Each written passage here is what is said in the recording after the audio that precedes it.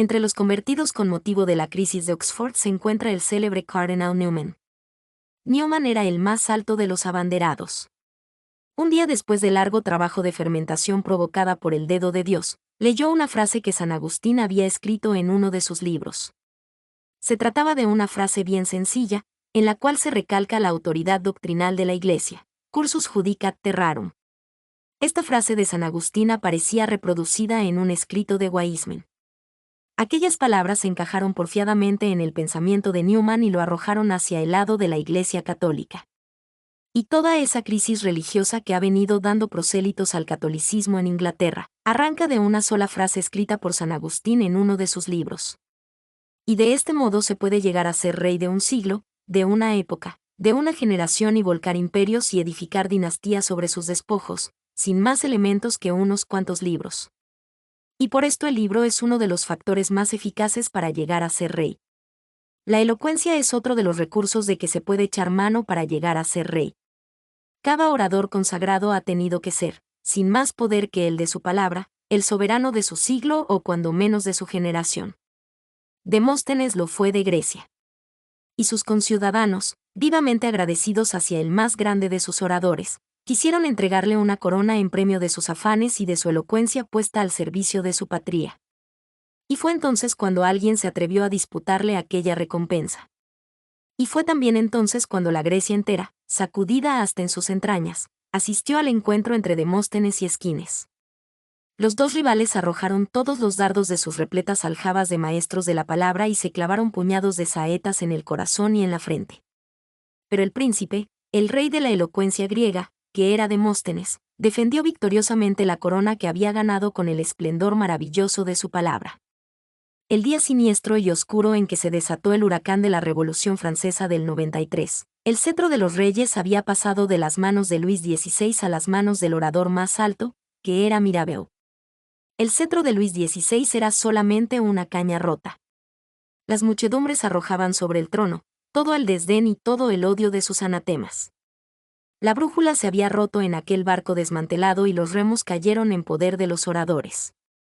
Pero entre los oradores Mirabeau descollaba como una montaña rodeada de colinas. Y Mirabeau, sobre el corcel fogoso y arrebatado de su elocuencia vertiginosa, se hizo rey de Luis XVI y soberano de las muchedumbres. Hablaba un día en una asamblea rugiente que estaba empeñada en sofocar la voz de los oradores. Entonces Mirabeau se irguió sobre sus pies, echó hacia atrás su cabeza coronada por una melena como de león y gritó, «¡Que callen los 30». Y se hizo un profundo silencio. Los partidarios del rey comprendieron que no había más camino para impedir la caída del trono que ganarse a Mirabeau, que había venido a ser, con su palabra, el monarca de Francia. Pero antes de que el tribuno pudiera desarrollar todo su plan para apuntalar el trono de Luis XVI, cayó herido de muerte, saqueado por las agotantes fatigas de la lucha y por el enorme fardo de podredumbre moral que llevaba sobre sus espaldas. Luis XVI, más tarde, moría en el cadalso. Sus funerales se perdieron en la oscuridad. El día en que Mirabeau agonizaba en su lecho, estaba rodeado de una multitud ansiosa que contaba los minutos de la vida que le quedaba al tribuno y preguntaba ansiosamente por su salud. El hacha de la muerte le partió el corazón. Y el día de sus funerales, las manos de 100.000 franceses se extendieron sobre el cadáver del tribuno, para darle la última despedida. Envuelto en la púrpura de su palabra vivió, en los últimos años de su vida, como un rey, amortajado en el sudario de su palabra, fue enterrado como un rey. La prensa periodística ha venido a ser, entre los recursos puramente humanos, el más poderoso para llegar a ser rey. Filósofos, políticos, estadistas, maestros, caudillos de muchedumbres, industriales, comerciantes, hombres de negocios, sacerdotes, todos acuden todos los días a la prensa para confiarle su pensamiento, sus conquistas y sus empresas, con la firme confianza de que así llegarán a reinar. En estos instantes, no hay quien no tema la prensa periodística, ni se atreva a prescindir de ella.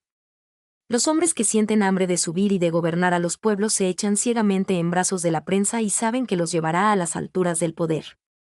Cleveland, que fue presidente de los Estados Unidos del Norte, aceptó ser candidato por más que sabía que el éxito estaba muy lejos de ser seguro.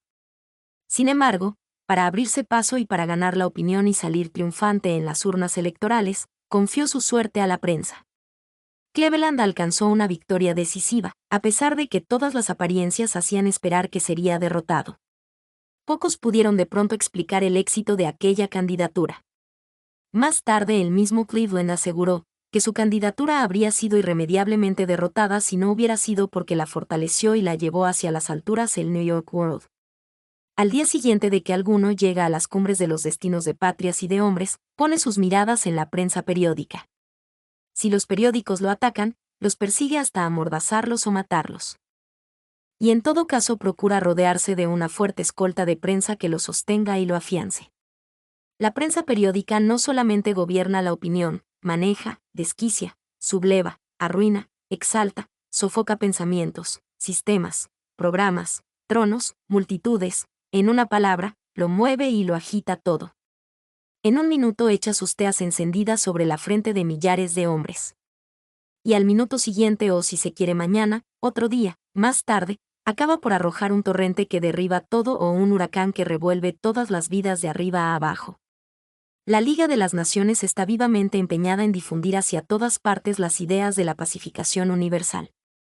Y no hace más que unos cuantos meses tomó el acuerdo de llamar en su auxilio a la prensa para hacer reinar la paz. Y todos los días, unos para llegar a ser reyes y otros para no dejarse arrebatar el cetro, saludan a la prensa y la llaman a su lado para abrirse paso y reinar. La acción es otro de los grandes poderes para llegar a ser rey. La acción tiene un doble aspecto. Porque por un lado hace sentir más vivamente que nunca la presencia de los valores humanos. Y por otro, obra con la rapidez y el alcance de un contagio y atrae y junta brazos y pensamientos en tomo de las grandes personalidades. La soledad y el desierto en que viven y mueren muchos hombres no se explica más que por su inercia, por su inmovilidad, por su retraimiento. Por el contrario, el dominio que muchos han alcanzado sobre los pensamientos y los brazos de los demás, encuentra su explicación en el movimiento vertiginoso de la acción. Julio César, en uno de los dramas de Bernard Shaw, se encuentra en presencia de la célebre Esfinge de Egipto, clavada en medio del desierto, y le dice: «Salud, Esfinge, Julio César te saluda. Encontré rebaños y pastos, hombres y ciudades, pero no a otro César, ningún hombre que pueda obrar las obras de mis días o pensar los pensamientos de mis noches. Yo viajo y tú estás quieta, yo conquisto y tú aguantas». La contraposición entre los hombres de acción y los que jamás saben ponerse en marcha paralelamente a los acontecimientos está bien expresada. Porque mientras unos viajan, otros están inmóviles, mientras unos conquistan, otros aguantan. Y los que conquistan son los que fundan imperios, los que aguantan, como la Esfinge de Egipto, tienen que ser súbditos y esclavos. La acción, al irradiar, atrae y llama irresistiblemente. Y así se empieza a reinar. Julio César solicitó del Senado romano que se le prorrogara el mando de tropas en las provincias donde guerreaba. Al discutirse la solicitud se encontraba presente un cabo de las legiones de César.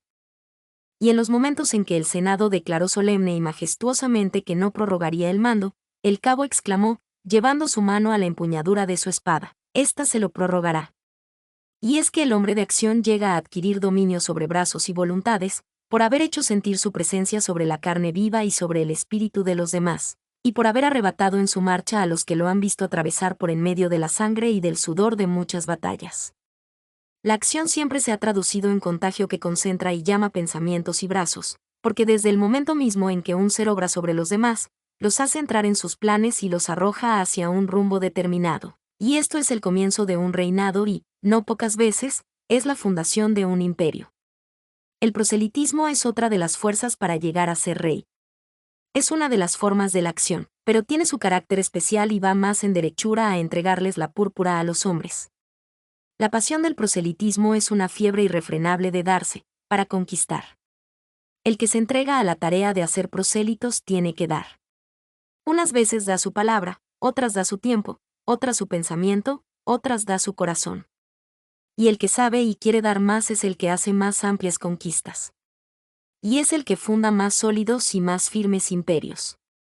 Porque los pensamientos y los brazos de los demás pueden resistir y muchas veces resisten al libro y pasan delante de él con un gesto de alto desdén. Muchas veces escapan al calor de la acción, pero cuando alguien se les acerca, penetra a lo más recóndito de su vida y les entrega un jirón, todavía ensangrentado, de su propia alma, El resorte nunca totalmente flojo ni irreparablemente roto de la generosidad, empuja a pagar con una entrega plena y sin reservas. Y el día de la prosperidad y el día de la desgracia, se tiene siempre un reino aunque se haya empequeñecido. Napoleón fue un manantial de generosidad para muchos capitanes. De ellos hizo mariscales, reyes y generales. Y cuando en medio del desastre de Waterloo, el emperador bajó, espada en mano, de su caballo, resuelto a buscar la muerte en los cuadros del ejército vencedor, muchas manos trémulas de ansiedad lo arrancaron del peligro y le salvaron la vida. Y cuando preparaba su viaje al destierro y no era ya más que un poder caído, se acercó a él uno de sus viejos generales para ofrecerse a acompañarlo. Era el general Drouot. El emperador habló de retribución, pero entonces Drouot, intensamente conmovido, puso como única condición para acompañar a Bonaparte al destierro, que no se le pagaría sueldo. Señor, dijo el general, si vuestra majestad, en los momentos en que estamos, me diera dinero, dirían que el emperador Napoleón, en la adversidad, no encontró amigos sino a precio de oro, y dirían de mí que seguía vuestra majestad, porque me pagaron. El proselitismo, cuando es pasión que hace dar, que hace entregarse, logra echar raíces de un imperio que difícilmente se muere, el imperio del amor. Y es por esto, otro de los caminos por donde se puede ir a ser rey. Durante el primer cuarto del siglo pasado hizo su aparición, en el escenario de la historia, un hombre que valía por muchos reyes juntos. Había nacido en Irlanda en medio de varios millones de católicos reducidos a la más bárbara y feroz tiranía. La crueldad del protestantismo inglés había eliminado, en Irlanda, a todos los católicos de los puestos públicos, les había arrebatado la libertad de enseñanza y la libertad de conciencia. Los irlandeses estaban obligados a pagar diezmo para el sostenimiento del culto protestante y sus hijos no podían obtener un título profesional más que en las escuelas impías. Y en este pueblo, que era un inmenso esclavo de varios millones de católicos, nació Daniel O'Connell. Como Edipo, había nacido condenado a la servidumbre, al olvido y al destierro. Tuvo que ir a Francia para hacer su carrera de abogado. Y de regreso a su patria no era más que un hombre oscuro que llevaba en su frente y en sus manos todas las marcas y las señales de los esclavos. Pero fue osado como nadie lo fue en su siglo. Fue elocuente como nadie lo pudo ser en su tiempo. Fue activo con una acción devoradora y se entregó todo entero, en cuerpo y alma, a la defensa de la libertad de su pueblo, en presencia del país más fuerte y pérfido, Inglaterra. Uno de sus primeros actos de inmensa osadía consistió en formular una protesta fuerte y vibrante contra el despotismo inglés. Y enseguida se empinó sobre las frentes arrugadas y marchitas de aquellos millones de irlandeses caídos bajo el puño brutal del protestantismo. Su palabra se retorcía, gritaba, sacudía, temblaba, estremecía, levantaba, subyugaba, era una cosa viva como un cordaje hecho de carne atormentada. Y todos los esclavos se apiñaron en su derredor. Y él se mezcló, se confundió todo entero en la vida de todos sus compatriotas. Era su abogado, su defensor, su consejero, su hermano, su padre, su juez, su árbitro. Bien pronto fue llamado por el desdén de los protestantes el rey mendigo. Era mendigo, es cierto. Pero era también rey. Y esto era mucho más cierto. Porque todos los irlandeses dejaron de ser, de hecho, súbditos del rey de Inglaterra para hacerlo con el corazón, con el pensamiento, con sus brazos, súbditos de O'Connell. Había en O'Connell muchos reyes. Su recia y aplastante personalidad, su palabra, su proselitismo, su osadía y su sentido de organización.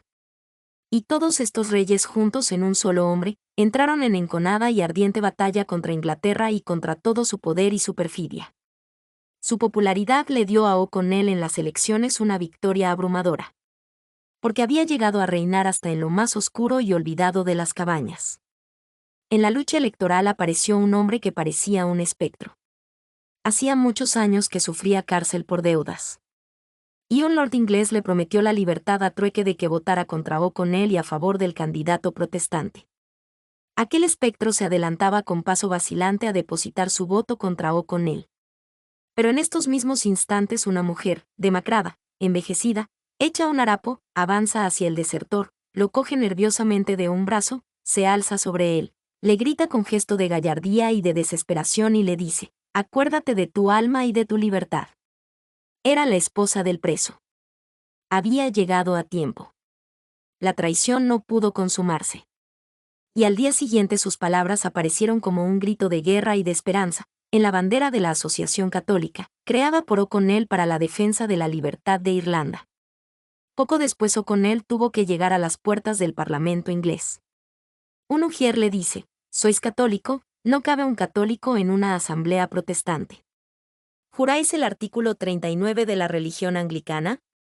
Juro, respondió O'Connell, fidelidad a mi rey y a las leyes justas del Parlamento, pero no juro la herejía y la blasfemia. Pido a la Cámara que se me admita a aprobar mi derecho. Entró al Parlamento. Y, en medio de un sacudimiento de estupor, desató la catarata de su elocuencia. Y se pudo oír entonces el grito atronador de millones de bocas que decían los desgarramientos de varios siglos de ignominia, de servidumbre y de dolor. Hacía 300 años que no había un lugar en el Parlamento para los irlandeses. Desde aquel día lo hubo, O'Connell lo había conquistado. Y detrás de esta victoria vinieron las demás. Un año después el Parlamento formula el primer decreto de libertad para Irlanda. El rey Jorge IV se resiste a firmarlo. Tiembla de ira. Maldice a O'Connell, pero pone, por fin, su firma al calce del decreto.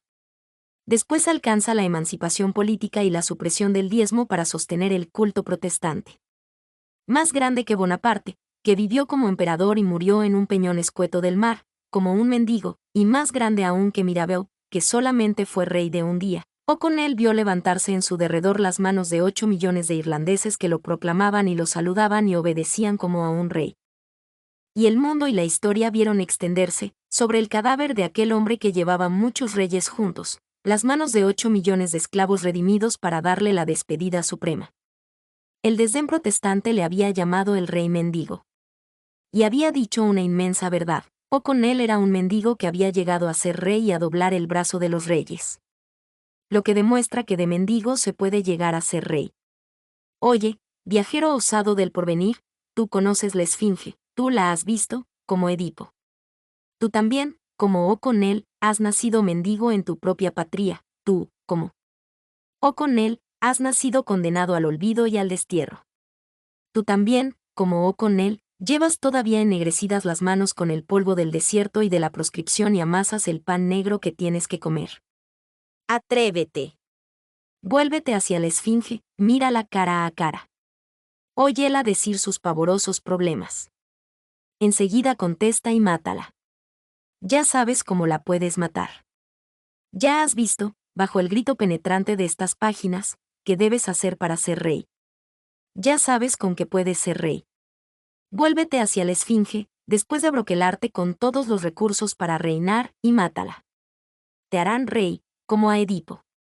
Te harán rey, como a O'Connell.